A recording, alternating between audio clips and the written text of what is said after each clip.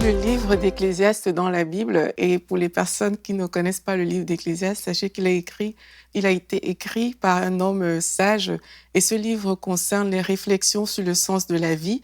Lorsqu'on le lit, on constate en fait que les choses auxquelles la majorité de personnes s'appuient pour donner un sens à leur vie, par exemple le désir d'être accompli, les richesses, les plaisirs, la jouissance de la vie, le travail, etc. Ces choses sont qualifiées dans ce livre de vanité et de poursuite du vent. Il écrit « Vanité des vanités, tout est vanité. Quel avantage revient-il à l'homme de toute la peine qu'il se donne sous le soleil ?»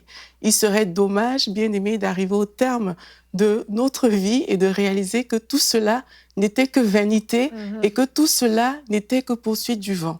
Et la conclusion de ce livre d'Ecclésiaste, qui est très, très, très intéressante, nous dit « Écoutons la conclusion de tout ce discours, crains Dieu et respecte ses commandements, c'est là ce que doit faire tout homme. » En d'autres termes, si on remet toute notre vie en perspective pour lui donner un sens, il faudrait craindre Dieu et respecter ses commandements. Dans Matthieu 16, la Bible nous dit que sévrait-il à un homme de gagner l'univers s'il perdait son âme?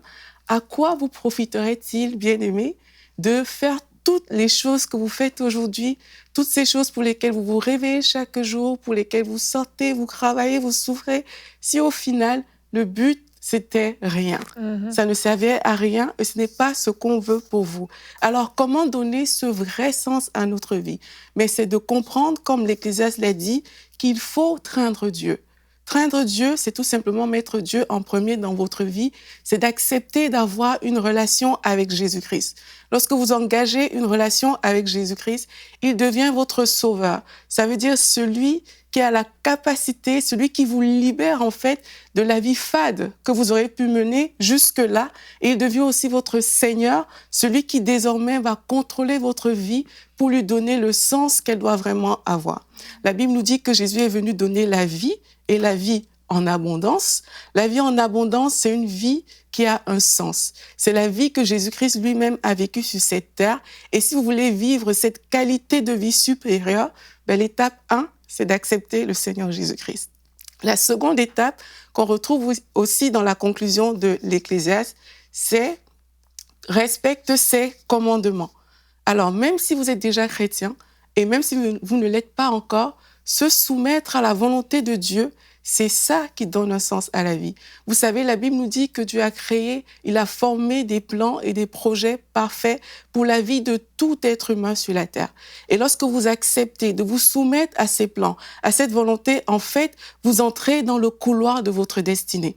Et chaque fois que vous allez fonctionner dans ce couloir, vous allez voir que votre vie a un sens. Et dès l'instant où vous allez sortir de ce couloir, vous allez voir que vous faites des choses, mais ces choses n'ont pas une grande signification. Ces choses laissent toujours un vide dans votre cœur. Mais ce n'est pas ce qu'on veut pour vous. On veut que vous ayez une vie remplie de sens. Et cette vie, on la trouve lorsqu'on est positionné dans le couloir de notre destinée, lorsqu'on est positionné dans la volonté parfaite de Dieu pour notre vie. Alors vous envisagez certainement de vivre heureux, vous envisagez certainement de donner un sens à votre vie. Cela vous demande d'obéir à Dieu, comme on vient de le voir, d'être soumis à sa volonté, de commencer à penser différemment de tout ce que le monde vous a proposé jusqu'ici et de laisser Dieu prendre le contrôle de votre vie. Ce n'est pas difficile à faire, c'est vraiment très simple. Alors que vous abandonnez à Jésus-Christ, votre vie prendra tout son sens. Retrouvez la suite de ce programme dans l'émission Bonjour chez vous sur EMCI TV.